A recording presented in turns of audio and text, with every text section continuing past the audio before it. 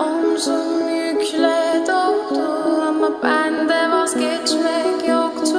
Bitmedi, bitmedi, bitirmedim. Ben özel değilim ya da öyle bir şey ama sen varken hep böyle hissettim, böyle hissettim. Yanan her şey gülmüyor olmalı, bunu sen de hatırlarsın da artık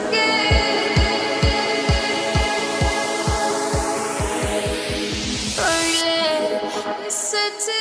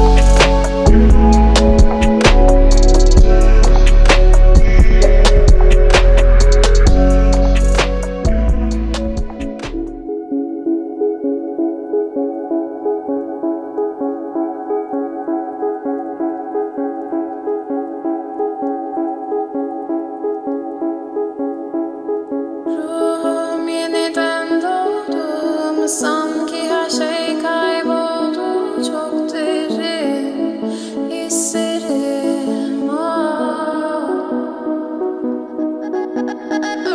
Omzum yükle doldu ama bende vazgeçmek yoktu.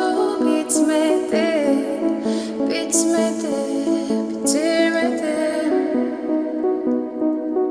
Ben özel değilim ya da öyle bir şey ama sen varken hep böyle hissettim, böyle hissettim.